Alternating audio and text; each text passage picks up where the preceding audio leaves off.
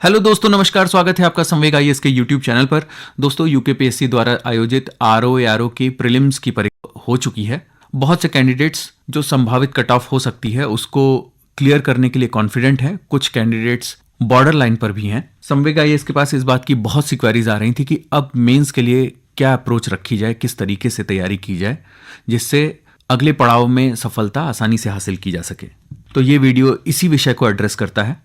सबसे पहले हम देख लेते हैं आरओ का जो मेंस का सिलेबस, जो कि अब आयोग ने नया सिलेबस दिया है, उसका स्ट्रक्चर क्या है। देखिए, मेंस के एग्जाम में आपके 3 पेपर होंगे, जहां पर पहला पेपर सामान्य अध्ययन का होगा, जो कि मल्टीपल चॉइस क्वेश्चन के फॉर्म में होगा। वस्तुनिष्ठ प्रकृति होगी इसकी। 200 क्वेश्चन यहां पर 200 मार्क्स के लिए पूछे जाएंगे आपसे और 3 घंटे का समय होगा। दूसरा पेपर है हिंदी संरचना के लिए, जो कि परंपरागत प्रकृति का होगा, यानी डिस्क्रिप्टिव पेपर होगा। आपको लिखना होगा आंसर। यहाँ पर 5 प्रश्न 100 मार्क्स के लिए पूछे जाएंगे और 3 घंटे का समय आपको दिया जाएगा।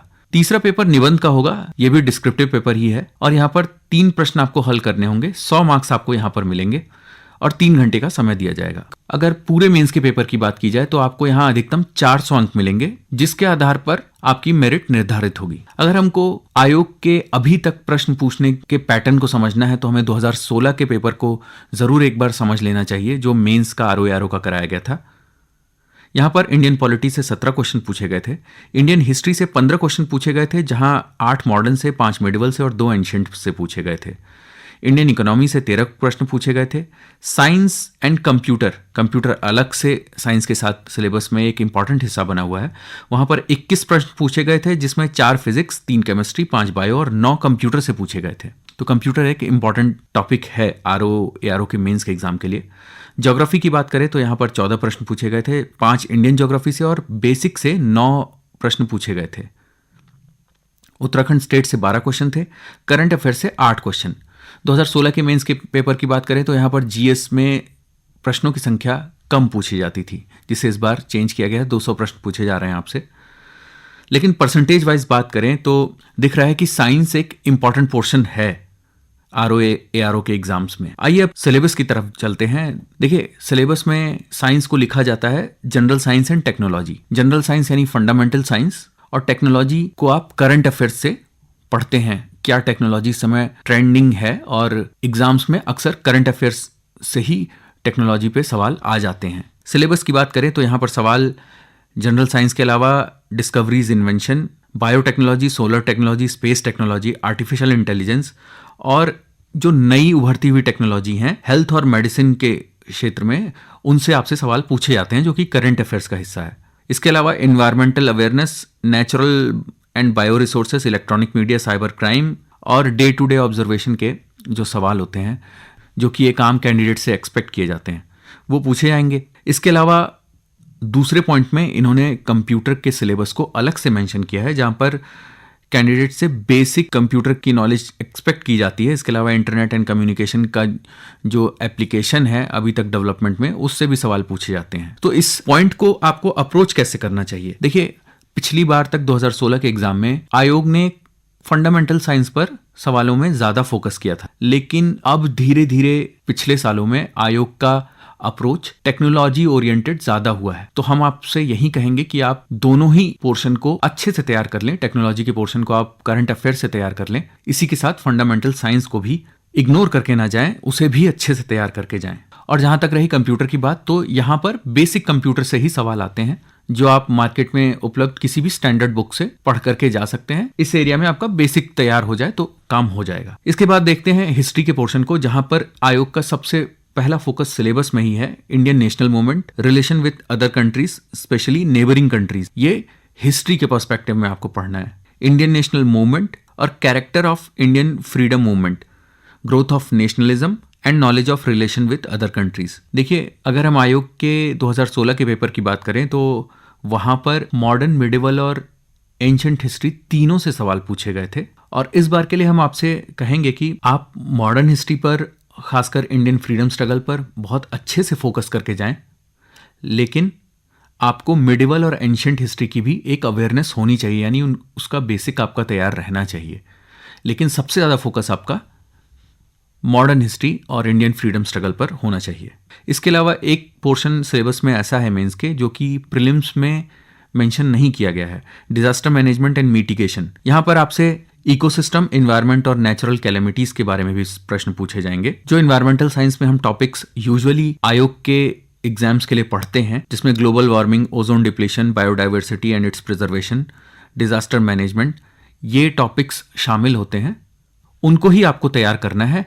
निश्चित ही अगर आप कॉन्फिडेंट हैं कि आप प्रीलिम्स क्वालिफाई कर लेंगे और आपने आयोग के दूसरे एग्जाम्स भी दिए हैं, तो ये पोर्शन आपको तैयार करने में बहुत ज़्यादा मेहनत नहीं करनी पड़ेगी। हाँ, यहाँ पर हम आपको एक ज़रूरी सलाह देंगे कि आप इन्वायरमेंटल साइंस में करंट पर बहुत अच्छा फोकस रखिएगा, और ऐसी हम उम्मीद भी करते हैं कि इस बार यूकेपीएससी सिलेबस से इस पोर्शन को एक रिस्पेक्टफुल वेटेज देगा। बात करें ज्योग्राफी की, तो यहाँ पर geography and population of India and Uttarakhand, यानी ज्योग्राफी के साथ सेंसस पर भी सिलेबस में फोकस है। और फिर ज्योग्राफी के फिजिकल, पॉलिटिकल, सोशियो इकोनॉमिक और पॉपुलेशन के एस्पेक्ट को सिलेबस में मेंशन किया गया है।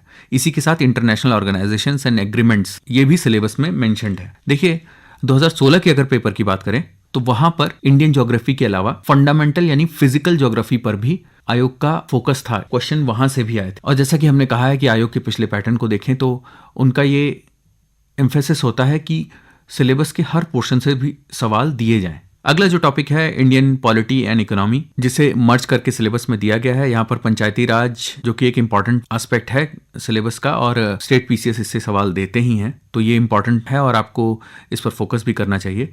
इसके अलावा broad features of Indian economy and planning. अब ये सिलेबस देखने में भले ही आपको छोटा लग रहा होगा, लेकिन आरओ मेंस 2016 में 30% प्रश्न यहीं से पूछे गए थे। यानी पॉलिटी एंड इकोनॉमी का जो बेसिक है, आपको वो अच्छे से तैयार करके जाना है ताकि आपके लिए एग्जाम में चीज़ें आसान रहें। सिलेबस के 8वें, 9वें और 10वें पोर्शन को देखें तो यहाँ पर पॉलिटी ऑफ उत्तराखंड और उसमें दूसरे अन्य टॉपिक भी डिटेल के साथ दिए गए हैं। इसके अलावा इकोनॉमी ऑफ उत्तराखंड को भी देखें तो यहाँ पर सिलेबस को बहुत डिटेल के साथ मेंशन किया गया है। फिर history and culture of Uttarakhand की बात करें तो यहाँ पर सिलेबस में कहा गया कि broad understanding of socio economic and cultural and political aspect of history जो कि होना चाहिए, वो भी आपसे एक्सपेक्ट किया जाता है। Geography and population of Uttarakhand geography के पोर्शन में भी मेंशन किया गया है। तो अगर हम सिलेबस को देखें और सिलेबस के लगभग 10 पॉइंट्स में से 3 पॉइंट्स उत्तराखंड के पोर्शन को दिए गए हैं, तो आप ये एक्सपेक्ट कर सकते हैं कि 200 में से लगभग 30% प्रश्न, यानी 60 के लगभग प्रश्न उत्तराखंड से ही पूछे जाएंगे। इसके लिए आपको करना सिर्फ ये है कि जो आपने प्रीलिम्स